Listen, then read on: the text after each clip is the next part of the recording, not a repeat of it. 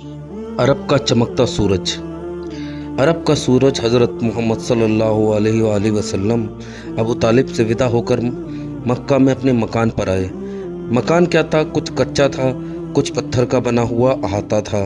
भीतर कुछ कमरे बने हुए थे जिनकी छत इतनी नीची थी कि खड़े होने से छुई जा सकती थी। जिस वक्त आप मकान के अहाते के अंदर दाखिल हुए तो आपकी प्यारी बीवी हज़रत खदीजा दौड़कर स्वागत के लिए आईं। वह आपके चेहरे पर जलाल देखकर हैरान रह गईं। आप कुछ ना बोले, सीधे एक कमरे में चले गए। हज़रत खदीजा भी पीछे पीछे पहुंची। उन्होंने पूछा, मेरे सरताज, आज क्या बात है? तबीयत पर क्यों बोझ महसूस कर रहे हैं? आपने खजूर की चटाई पर लेटकर फरमाया, मुझे कंबल उड़ा दो, मुझे कंबल उड़ा दो। हज़रत खदीजा ने तुरंत कंबल उड़ा दिया और उनके करीब बैठकर चिंता में डूब गईं। हज़रत खदीजा को प्यारे नबी सल्लल्लाहु अलैहि वसल्लम से बेहद मोहब्बत थी। उन्हें आपकी ये हालत देखकर बड़ी चिंता हो गई थी और हर कीमत पर जानना चाहती थी कि क्या हुआ। लेकिन हुजूर सल्लल्लाहु अलैहि वसल्लम कंबल ओढ़े खामोश लेटे रहे। उन्होंने आपसे हर बात मालूम करने की हिम्मत ना हो सकी। थोड़ी देर बाद आपने कंबल उतारा और उठ बैठे। हज़रत खदीजा की जान में जान आई। उन्होंने पूछा, अब आपकी तबीयत कैसी है? हुजूर सल्लल्लाहु अलैहि वसल्लम ने फरमाया, अच्छी है। फिर कहा, खदीजा, आज एक अजीब बात हुई। हज़रत खदीजा ने हुजूर के चेहरे को गौर से देखा। पूछा, मेरे सरताज, क्या वाक़या है? आपने फरमाया, मैं गुफा में बैठा था। एक खूबसूरत शख्स पाक कपड़े पहने ज़ाहिर हुआ। मैंने बेअख्तियार उससे इस्तकबाल के लिए खड़ा हो गया। उसने मेरे पास आकर कहा, इकरा, यानी पढ़ो। मैंने कहा, मैं पढ़ना नहीं जानता। उस शख्स ने मुझे पकड़कर खींचा और कहा, पढ़ो। मैंने फिर वही जवाब दिया। उसने तीसरी बार मुझे पकड़कर जोर से खींचा और फिर छोड़कर कहा, हकरा बिस्मिही रब्बिकल्लज़ी खलक़, यानी पढ़ खुदा के नाम से जिसने कायनात को पैदा किया, जिसने इंसान को गोश्त के लोथड़े से पैदा किया। पढ़, तेरा रब बड़ा रहीम है, बड़ा करीम है। वह जिसने इंसान को कलम के ज़रिए से इल्म सिखाया, वह जिसने इंसान को सब बातें सिखाई जो उसे मालूम ना थी। मैं डर सा गया। वह शख्स चला गया। खदीजा, क्या यह अजीब बात नहीं है? हज़रत खदीजा ने कहा, बेशक यह अजीब बात है, पर हुजूर इससे परेशान क्यों हैं? आपने फरमाया, इसलिए मुझे अपनी जान का खतरा पैदा हो गया है।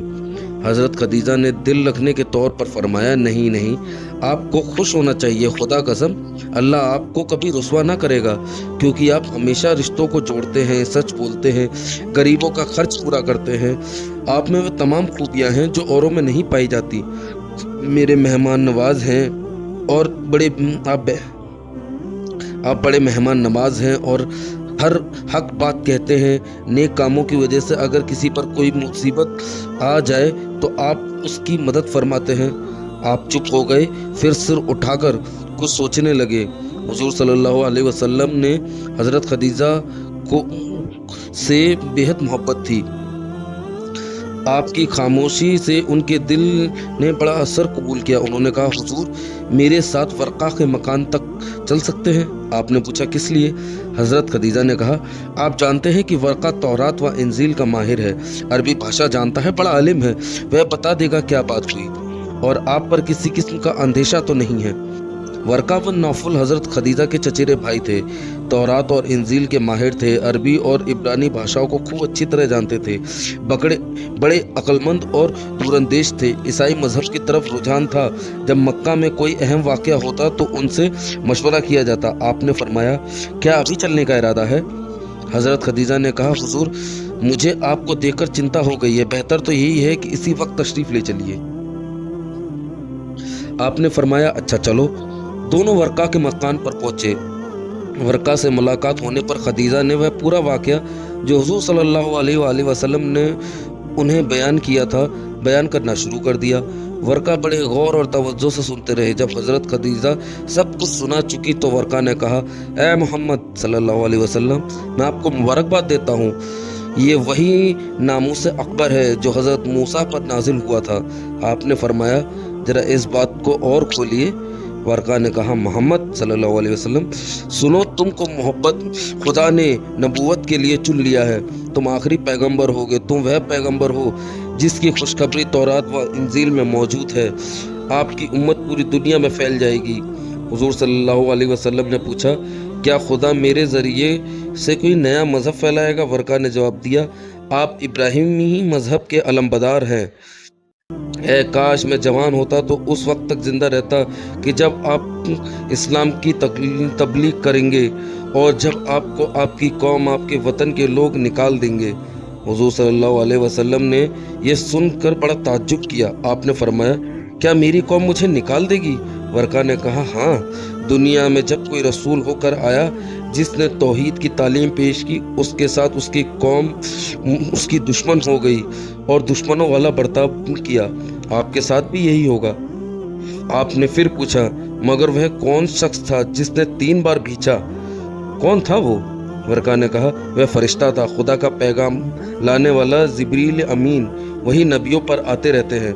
आपने पूछा, इससे मुझे जान का अंदेशा तो नहीं है? वर्का ने जवाब दिया, बिल्कुल इत्मीनान रखिए, अल्लाह आपका हामी व मददगार रहेगा।